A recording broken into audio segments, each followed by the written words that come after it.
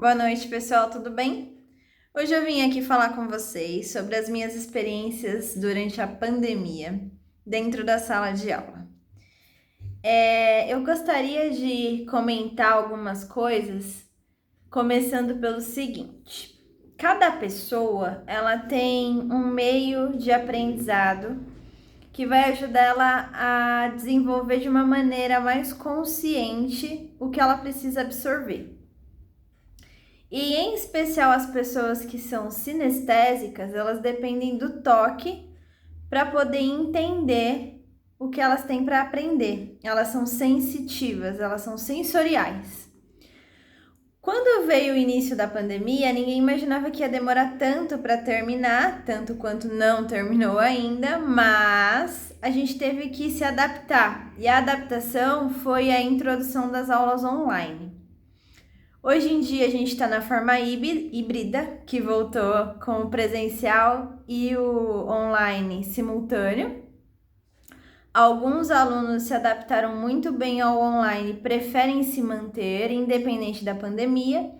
Outros alunos não viam a hora de retornar ao presencial e já estão praticando, mesmo com máscara, o espaço, delimitação, tudo que foi imposto pelo decreto do nosso município.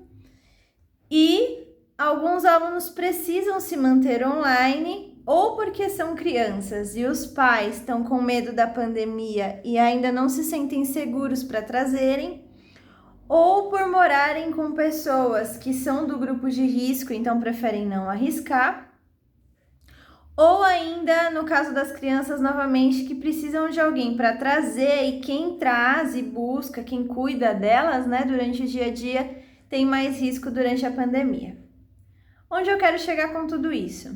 Quando a gente fala do quadro de aprendizado e a gente pensa na adaptação, eu ouço muitos alunos falando: é muito difícil fazer online, é muito chato fazer online. A gente sente falta da pro, sente falta do espaço, o piso da minha casa escorrega. Ou, deixa eu ver, outros comentários que eu ouço com frequência: eu não tenho companhia, é chato fazer sozinho.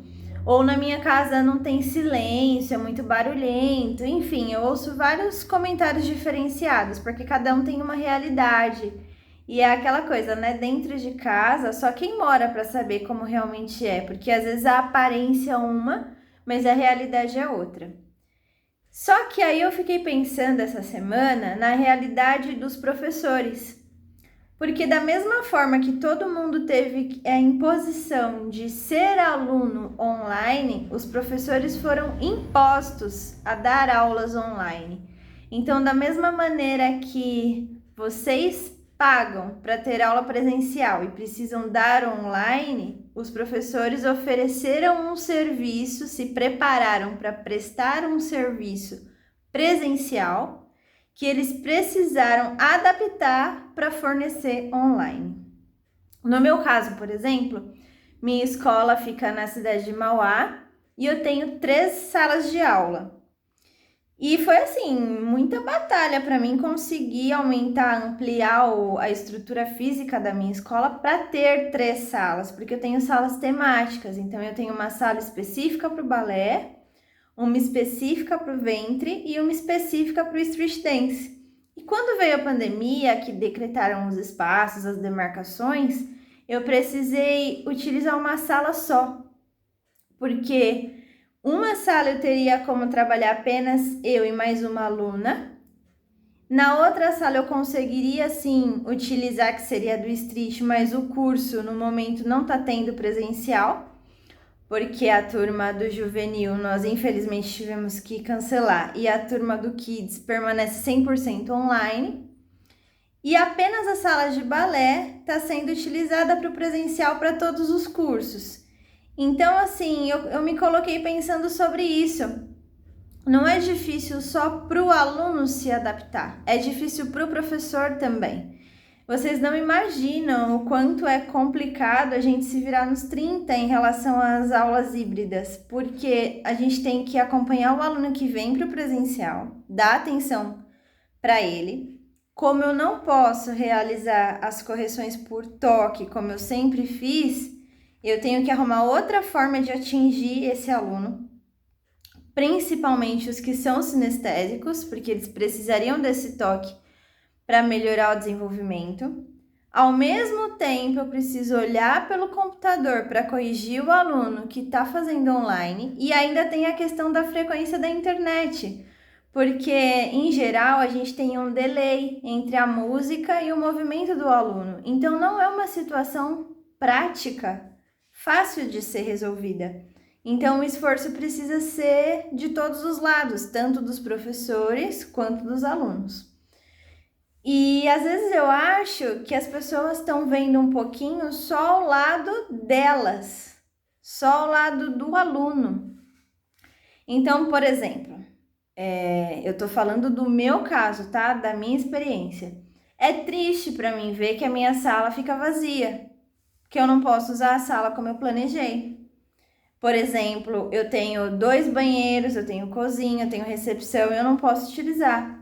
É triste para mim, porque eu planejei a minha escola para ela ter movimento, para ela estar cheia, para ela estar com as pessoas, e o decreto impõe que eu não posso utilizar esses espaços. Então eu tenho que me manifestar de acordo com o decreto. É incômodo dar aula de máscara. Eu não posso tirar. Tem que ficar puxando para frente para o pessoal entender o que eu tô falando. Tem modelos de máscara que são melhores, né? Que a gente coloca aqueles que parecem um bico, assim, que eles são melhores para falar. Porque os alunos que são auditivos, eles precisam entender nitidamente o que eu falo para eles conseguirem fazer. O demonstrar não é só suficiente. Porque os visuais precisam ver, mas os auditivos precisam ouvir. Então a máscara interfere essa parte do ensino. Então o que eu quero dizer com esse vídeo é para que todo mundo tenha um pouquinho mais de consciência quando vem para a sala de aula e tenham em mente o seguinte, que independente de quando vai sair essa vacina, o vírus ele não tem um fim. A gente não tem uma data de fim. O vírus acabou, vamos voltar à vida de antes. Eu acredito que a vida de antes não vai voltar. Alguma sequela desse vírus vai ficar. E a gente vai ter que se adaptar a ele. Então, a minha intenção do vídeo de hoje é que todos os alunos tenham compreensão com os seus professores e todos os seus professores tenham compreensão com os seus alunos. Porque por mais que seja desmotivante fazer as aulas online, é melhor você ter uma prática de algo que você goste, algo que você escolheu fazer, do que ficar 100% em casa sem fazer nada, porque você não pode ir ao lugar devido à pandemia. Então é aquela coisa de colocar a mão na cabeça mesmo e pensar, vale a pena para mim fazer isso? O quanto eu gosto disso? Eu estou me esforçando ao máximo? Porque se for para você simplesmente falar que você não gostou do online, mas você não tentou, então talvez o problema não seja o online, o problema seja o seu desejo em fazer aquilo, o prazer que você tem em praticar aquela atividade. De repente, se durante essa pandemia você descobriu que a dança não era o amor do que você imaginava que você tinha, você pode descobrir amor por outra coisa. De repente você gosta de cozinhar, você gosta de ler, você gosta de desenhar. Cursos online e gratuitos não faltam, gente, não faltam. Eu sou uma pessoa que vivo fazendo curso, sempre fiz. E agora com a questão do online, eu me adaptei bem, então eu tô aproveitando todo o tempo que eu tenho para estudar. Mas eu peço que vocês tenham um pouco mais de carinho com isso. E quando vocês voltam para o presencial, voltem felizes com isso, voltem com a intenção de fazer dar certo.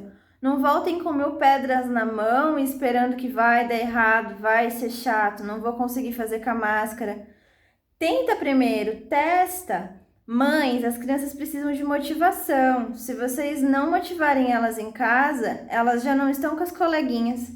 Elas não estão no lugar que elas gostam de ir. Elas não têm o prazer de se locomover da casa de vocês até a escola, porque para a criança, todo o convívio social em torno é importante para esse desenvolvimento. A questão da gente não ter apresentações, não fazer o figurino, para elas descaracteriza aquela magia do balé, de vou me vestir de bailarina, ai, vai ter festinha junina, vai ter festinha, entendeu? Não tem, infelizmente a gente não pode fazer. A gente fez online, claro que a gente fez, mas não é a mesma coisa. Para nós adultos já não é a mesma coisa, imagine para as crianças. Então, mães, tenham um pouquinho mais de atenção com isso. Quando vocês verem ela fazendo aula, principalmente as que ficam no mesmo local que a criança está praticando, elogia, incentiva. No meu caso, né, minhas alunas têm matéria teórica, olhem os cadernos. Eu sei que vocês não vão entender o francês, não vão saber se elas estão escrevendo certo os nomes dos passos de balé, mas o estar junto, incentivar, o motivar elas vai muito além do que vocês imaginam. Para elas é muito mais válido, tá? Então essa é a minha dica de hoje. Coloquem a consciência de vocês, façam uma balança e pensem se vale a pena esforço para continuar fazendo o que você escolheu, porque quem dança, dança por escolha. Ou se não vale, então o que vale a pena para você? O que te motiva? O que te faz querer ser uma pessoa melhor? O que te faz querer praticar? Querer se dispor a fazer aquilo dia após dia? Com felicidade, com amor, com prazer. Porque para os professores também não está sendo fácil. Eu agradeço todos os dias por eu trabalhar com o que eu amo. Porque se eu não trabalhasse com o que eu amo, eu não ia aguentar fazer. É desconfortável, a gente fica em posições que vocês não imaginam para conseguir corrigir, ver pelo computador, se coloca no celular para poder ampliar a tela e mudar. A gente tem que pensar na qualidade do som, do retorno para quem está na sala e para quem está no online. Professora, mas ao invés de dar aula híbrida, então aumenta os horários e dá mais aulas. Vocês não imaginam o trabalho que dá gravar vídeo. Porque a gente tem que gravar o vídeo da explicação, aí a gente tem que assistir o vídeo que o aluno grava, a gente tem que enviar o vídeo da correção e nem sempre um vídeo vai servir para todos os alunos ou para todas as turmas, então são muitos vídeos para fazer. O trabalho do professor nunca começou e terminou dentro da sala de aula, nunca, porque a gente tem que planejar a aula que vai dar. Mas agora, com esse período de online, o trabalho do professor nunca termina. Porque a gente tem que planejar a aula, gravar a aula, dar a aula, depois assistir a aula, corrigir a aula, enviar os vídeos. Vocês não imaginam como a nossa vida tá uma loucura. Então, essa a minha dica de hoje. Acho que não é nenhuma dica, é uma reflexão, né?